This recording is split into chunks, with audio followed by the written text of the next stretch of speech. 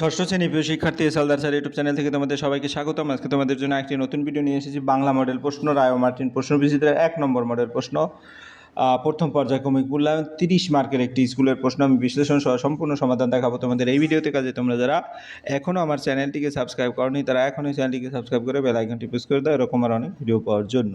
তো এখানে দেখতে পাচ্ছ রামকৃষ্ণ মিশন বিদ্যা ভবন এইচএস মিদনাপুর এই স্কুল থেকে এই প্রশ্নটি নেওয়া হয়েছে। তো এখানে 1 2 3 4 5 দাগ নম্বর পর্যন্ত প্রশ্ন আছে।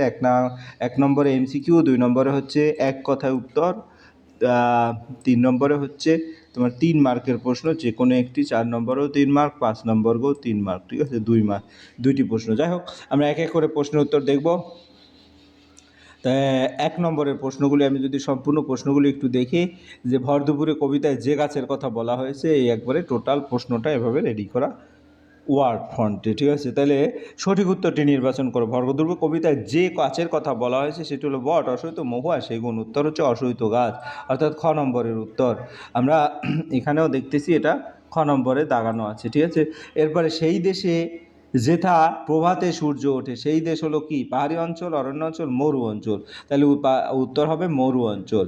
এরপরের প্রশ্ন 1-3 শঙ্কর এমু পাখিকে বসতে দেখেছিল সবেদা গাছে। উত্তর হবে সবেদা গাছে। 1-4 মানুষের জাত ভাই হলো কুকুর ও বিড়াল, বাঘ ও সিংহ, তারপরে শিম্পাঞ্জি, ওরাংওটাং, নাকি গ্রিজলি ভাল্লুক ও শ্বেত ভাল্লুক। উত্তর হবে তোমার শিম্পাঞ্জি, ওরাংওটাং। তারপরে কুমড়ো পোকার বাচ্চার খাদ্য মশা, মাছি, মধু, মাকড়সা। উত্তর হচ্ছে মাকড়সা, ঠিক আছে। তাইলে এক এক করে আমরা 5টি এমসিকিউ দেখিয়ে দিলাম। এবার 2 নম্বরের প্রশ্ন, কম বেশি 20টি শব্দে কোন কাব্যগ্রন্থের জন্য নীরেন্দ্রনাথ চক্রবর্তী সাহিত্য একাডেমি পুরস্কার লাভ করেন? হ্যাঁ, কবি নীরেন্দ্রনাথ চক্রবর্তী তার বিখ্যাত কাব্যগ্রন্থ উলঙ্গ রাজা এর জন্য 1974 খ্রিস্টাব্দে সাহিত্য একাডেমি পুরস্কার লাভ করেন। আমাদের মেন উত্তর হবে উলঙ্গ রাজা জন্য সাহিত্য একাডেমি পুরস্কার। কাজে তুমি যদি 1974 সাল নাও বলো কোনো ব্যাপার নেই। এরপর পরের প্রশ্ন, শঙ্কর 2 নম্বরের শঙ্কর সেনাপতি গল্পে বিভীষণ মাস্টারমশাই পাখি দেখার সময় কোন সতর্কতা অবলম্বন করার কথা বলেছেন? তাই শ্যামল গঙ্গোপাধ্যায় সেনাপতি শঙ্কর গল্পে বিভীষণ মাস্টারমশাই পাখি দেখার সময় শঙ্করকে পাখি দেখার সঠিক নিয়ম ও সতর্কতা অবলম্বন করতে বলেছেন। তিনি শঙ্করকে পাখি দেখার সময় চুপ করে থাকতে বা কোনো শব্দ না করে বাঘের মতো নিঃশব্দে নজর রাখতে বলেছেন, যাতে পাখির কোনো বিরক্তি বা ভয় না হয়। এরপরে গিয়ে হলো কুমড়ো পোকার বাসাবাড়ি 2-3।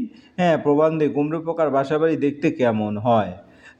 গোপালচন্দ্র ভট্টাচার্যের কুমড়ো পোকার বাসাবাড়ি গল্পে অনুসারে কুমড়ো পোকার বাসাগুলি দেখতে অনেকটা লম্বাটে ধরনের, শুকনো, এবড়ো থেবড়ো মাটির ঢেলার মতো হয়। এই বাসাগুলো সাধারণত ঘরের আনাচে কানাচে, দেয়াল বা যে কোনো কোণে আঠা দিয়ে লেগে থাকে। এগুলো কাদা মাটি দিয়ে তৈরি এবং ভিতরে ছোট ছোট কুঠুরি বা ঘর থাকে, যা পরে লালা দিয়ে পালিশ করা হয়।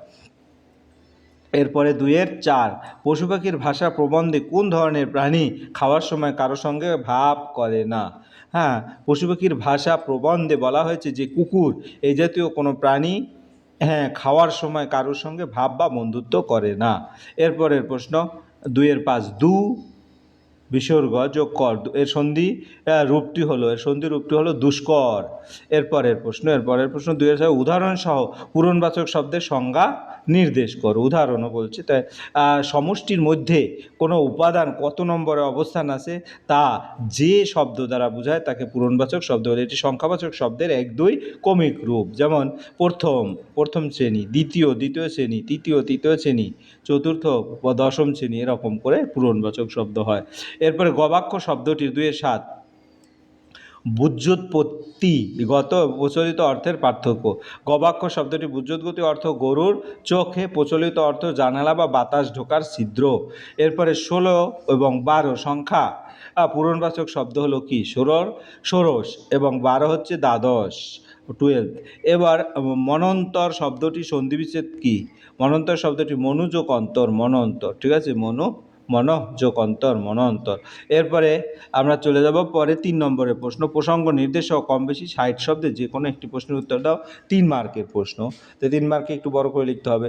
চমকে উঠলো ছেলেটি, নির্দেশ অনুযায়ী চমকে উঠলো ছেলেটি চমকে ওঠার কারণ উল্লেখ করো। শহীদ মুস্তফা হ্যাঁ, সিরাজের গাছের কথা গল্পে অথবা পাঠ্যপুস্তকের প্রেক্ষিতে চমকে উঠল ছেলেটি পংক্তিতে বিশেষ কোনো ঘটনার পরিপ্রেক্ষিতে এসেছে। মূলত ছেলেটি যখন প্রকৃতির মাঝে কোনো গাছের প্রাণস্পন্দন বা গাছের প্রতি মানুষের নির্মম আচরণ সরাসরি লক্ষ্য করলে তখন সে চমকে ওঠে। প্রকৃতির এই নীরব কান্নার উপলব্ধি তাকে ভীত বিস্মিত করেছিল। চমকে ওঠার কারণ, ছেলেটি কালু বা গল্পের চরিত্র যখন দেখলো যে মানুষ নিজের স্বার্থে গাছের ডালপালা কেটে ফেলেছে, তখন সে গাছে নীরব কষ্ট অনুভব করে। মানুষের অবিবেচক আচরণ দেখে তার মনে হয় যে আকস্মিক অনুভূতির উদয় হয়েছিল, তার ফলেই তার এই চমকে ওঠা।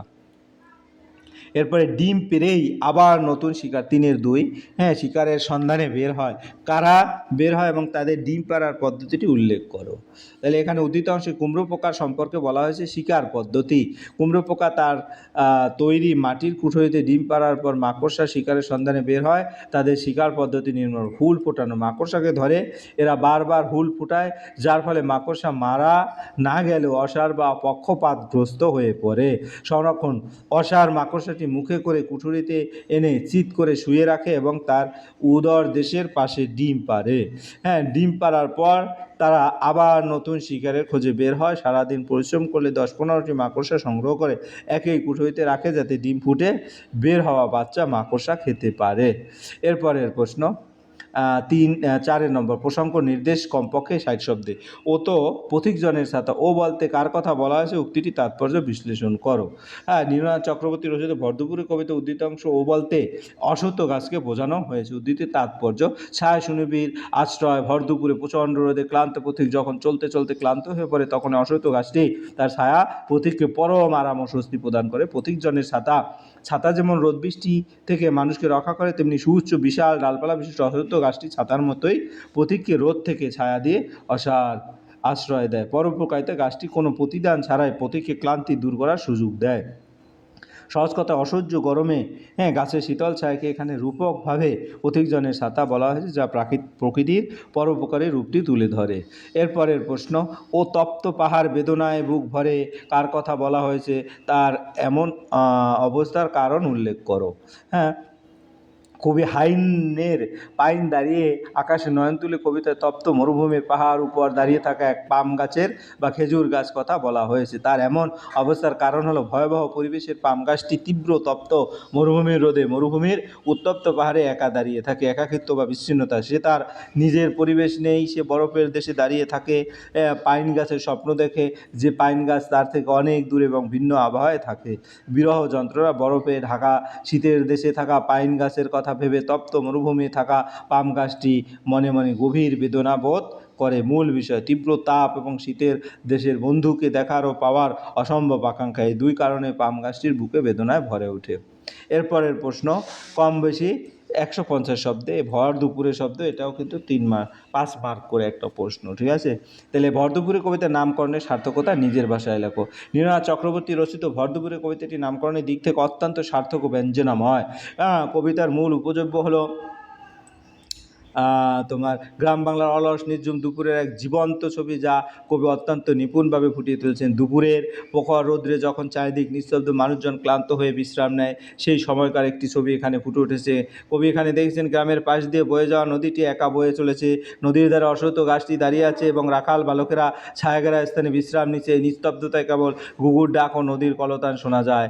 কবিতার প্রতিটি ছত্রে দুপুরের প্রকৃতির যে স্থির শান্ত অথচ জীবন্ত রূপ ফুটে উঠেছে, তা ভর দুপুরের শিরোনামটিকে যথার্থ করে তোলে। এটি কেবল একটি সময় নির্দেশকের নয়, বরং একটি স্নিগ্ধ শান্ত গ্রামীণ পরিবেশের নিখুঁত প্রতিছবি। তাই বলা যায় বিষয়বস্তুর সঙ্গে সঙ্গতি রেখে নামকরণ যথাযথ সার্থক হয়েছে। এরপরের প্রশ্ন, আমাকে মৃত্যুর হাত থেকে বাঁচিয়েছে বক্তাকে, তিনি কিভাবে মৃত্যুর মুখোমুখি হয়েছিলেন, কী উপায়ে মৃত্যুর হাত থেকে তিনি বেঁচেছিলেন। হ্যাঁ, মোগলি পশুদের ভাষার জ্ঞান ও জঙ্গলের আইনের প্রতি অনুগত্যের মাধ্যমে প্রত্যেকবার মৃত্যুর হাত থেকে বেঁচে গিয়েছিলেন। একটি জিনিস প্রত্যেকবারেই আমাকে মৃত্যুর হাত থেকে বাঁচিয়েছে, সেটি হচ্ছে পশুদের ভাষার জ্ঞান।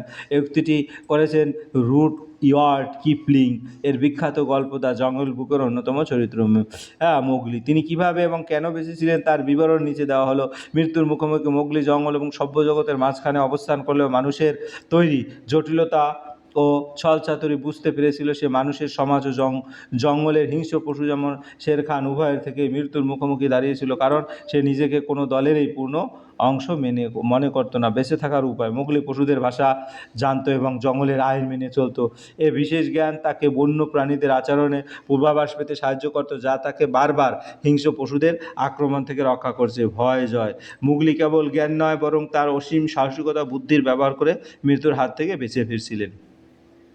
এর পরের প্রশ্ন, সেটি হচ্ছে না সে হওয়ার জো নেই। আলোচ্য অংশটি বক্তাকে কী প্রসঙ্গে বক্তা উক্তিটি করেছে এবং সেটির জো না হওয়ার কারণ বিবৃতি করো।